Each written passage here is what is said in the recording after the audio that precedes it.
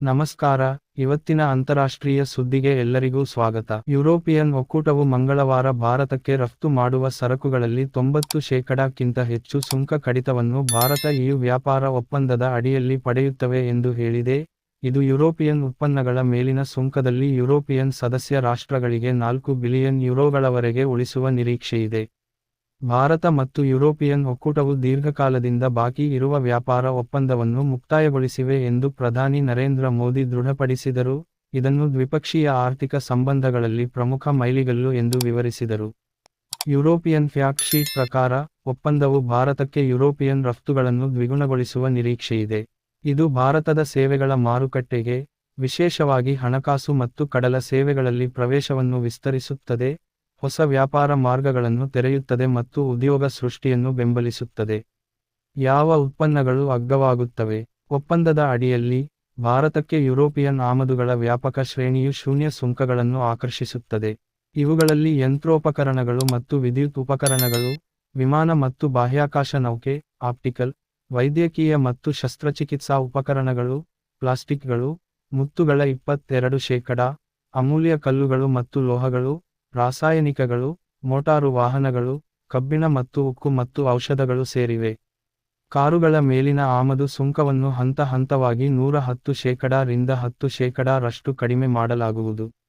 Wine ಮೇಲಿನ ಸುಂಕವನ್ನು ಕ್ರಮೇಣ 150% ರಿಂದ 20%ಕ್ಕೆ ಇಳಿಸಲಾಗುವುದು. ಪ್ರಸ್ತುತ, ಪಾಸ್ತಾ, ಬ್ರೆಡ್, ಬಿಸ್ಕತ್ತುಗಳು ಮತ್ತು ಚಾಕೊಲೇಟ್ನಂತಹ ಸಂಸ್ಕರಿಸಿದ ಆಹಾರಗಳು ಸುಮಾರು 50% ಸುಂಕವನ್ನು ಎದುರಿಸುತ್ತಿವೆ, ಇದನ್ನು ಒಪ್ಪಂದದ ಅಡಿಯಲ್ಲಿ ಸಂಪೂರ್ಣವಾಗಿ ತೆಗೆದುಹಾಕಲಾಗುತ್ತದೆ. ಆಲಿವ್ ಎಣ್ಣೆ, ಮಾರ್ಗರೀನ್ ಮತ್ತು ಇತರ ಸಸ್ಯಜನ್ಯ ಎಣ್ಣೆಗಳ ಮೇಲಿನ ಸುಂಕಗಳು, ಈಗ 45%, ಸಹ ತೆಗೆದುಹಾಕಲಾಗುತ್ತದೆ. ಹಣ್ಣಿನ ರಸಗಳು ಮತ್ತು ಆಲ್ಕೊಹಾಲ್ಯುಕ್ತವಲ್ಲದ ಬಿಯರ್ ಸಹ ಶೂನ್ಯ ಸುಂಕವನ್ನು ಆಕರ್ಷಿಸುತ್ತವೆ. ಒಪ್ಪಂದದ ಅಡಿಯಲ್ಲಿ ಸುಂಕ ಪರಿಹಾರವು ಗ್ರಾಹಕ ಸರಕುಗಳನ್ನು ಮೀರಿ ಹೋಗುವ ನಿರೀಕ್ಷೆಯಿದೆ. ಮಾತುಕತೆಗಳು ಯುರೋಪಿಯನ್ ಆಟೋಮೊಬೈಲ್ಗಳ ಮೇಲಿನ ಸುಂಕಗಳಲ್ಲಿ ಹಂತಹಂತವಾಗಿ ಕಡಿತವನ್ನು ಒಳಗೊಂಡಿವೆ ಎಂದು ವರದಿಯಾಗಿದೆ. ಭಾರತವು ಕಾಲಾನಂತರದಲ್ಲಿ ಗಮನಾರ್ಹ ಕಡಿತಗಳನ್ನು ನೀಡುತ್ತದೆ. ಆದಾಗ್ಯೂ, ದೇಶೀಯ ಹಿತಾಸಕ್ತಿಗಳನ್ನು ಕಾಪಾಡಲು ಕೃಷಿ ಮತ್ತು ಡೈರಿಯಂತಹ ಸೂಕ್ಷ್ಮ ವಲಯಗಳನ್ನು ಹೆಚ್ಚಾಗಿ ರಕ್ಷಿಸಲಾಗುತ್ತಿದೆ. ಸೇವೆಗಳು ಮತ್ತು ನಿಯಂತ್ರಕ ಸಹಕಾರವು ಒಪ್ಪಂದದ ಪ್ರಮುಖ ಭಾಗಗಳಾಗಿವೆ.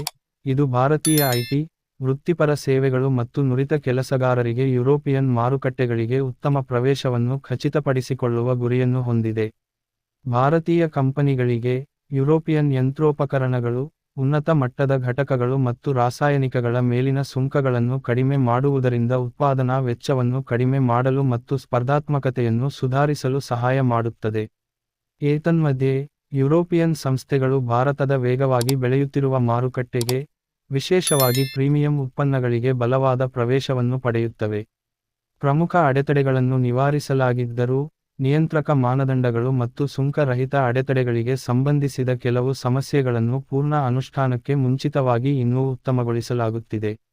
ಎಲ್ಲಾ ವ್ಯಾಪಾರಗಳ ತಾಯಿ. ಇದನ್ನು ಎಲ್ಲಾ ವ್ಯಾಪಾರಗಳ ತಾಯಿ ಎಂದು ಕರೆದ ಪ್ರಧಾನಿ ಮೋದಿ, ನವದೆಹಲಿಯ ಹೈದರಾಬಾದ್ ಹೌಸ್ನಲ್ಲಿ ಯುರೋಪಿಯನ್ ಕಮಿಷನ್ ಅಧ್ಯಕ್ಷೆ ಉರ್ಸುಲಾ ವಾನ್ ಡೆರ್ ಲೇಯೆನ್ ಮತ್ತು ಯುರೋಪಿಯನ್ ಕೌನ್ಸಿಲ್ ಅಧ್ಯಕ್ಷೆ ಆಂಟೋನಿಯೊ ಕೋಸ್ಟಾ ಅವರೊಂದಿಗಿನ ಸಭೆಯಲ್ಲಿ ಭಾರತ-EU FTAಯನ್ನು ಶ್ಲಾಘಿಸಿದರು. ಈ ಒಪ್ಪಂದವು ಭಾರತದ 1.4 ಶತಕೋಟಿ ಜನರಿಗೆ ಮತ್ತು ಯುರೋಪಿಯನ್ ಒಕ್ಕೂಟದಲ್ಲಿ ಲಕ್ಷಾಂತರ ಜನರಿಗೆ ಅನೇಕ ಅವಕಾಶಗಳನ್ನು ತರುತ್ತದೆ ಎಂದು ಪ್ರಧಾನಿ ಮೋದಿ ಹೇಳಿದರು. ಈ ಒಪ್ಪಂದವು, ಜಾಗತಿಕ ಜಿಡಿಪಿಯ ಸುಮಾರು 25% ಮತ್ತು ಜಾಗತಿಕ ವ್ಯಾಪಾರದ 1/3 ಭಾಗವನ್ನು ಪ್ರತಿನಿಧಿಸುತ್ತದೆ ಎಂದು ಹೇಳಿದರು. ಒಪ್ಪಂದವನ್ನು ಐತಿಹಾಸಿಕ ಎಂದು ವಿವರಿಸಿದ ವಾನ್ ಡೆರ್ ಲೇಯೆನ್, ನಾವು 2 ಶತಕೋಟಿ ಜನರ ಮುಕ್ತ ವ್ಯಾಪಾರ ವಲಯವನ್ನು ರಚಿಸಿದ್ದೇವೆ, ಎರಡೂ ಕಡೆಯವರು ಪ್ರಯೋಜನ ಪಡೆಯಲಿದ್ದಾರೆ ಎಂದು ಹೇಳಿದರು. ಯುರೋಪಿಯನ್ ಭಾರತ ವ್ಯಾಪಾರ ಒಪ್ಪಂದವು ಸೇವಾ ವಲಯದ ಜೊತೆಗೆ ಜವಳಿ, ರತ್ನಗಳು ಮತ್ತು ಆಭರಣಗಳು, ಚರ್ಮದ ಸರಕುಗಳಂತಹ ಪ್ರಮುಖ ಭಾರತೀಯ ವಲಯಗಳಿಗೆ ಉತ್ತೇಜನ ನೀಡುತ್ತದೆ ಎಂದು ಪ್ರಧಾನಿ ಮೋದಿ ಗಮನಿಸಿದರು. ಕಾನೂನು ಪರಿಶೀಲನೆಯ ನಂತರ ಒಪ್ಪಂದಕ್ಕೆ ಔಪಚಾರಿಕವಾಗಿ ಸಹಿ ಹಾಕುವ ನಿರೀಕ್ಷೆಯಿದೆ. ಈ ಪ್ರಕ್ರಿಯೆಯು ಸುಮಾರು 6 ತಿಂಗಳುಗಳನ್ನು ತೆಗೆದುಕೊಳ್ಳುವ ಸಾಧ್ಯತೆಯಿದೆ.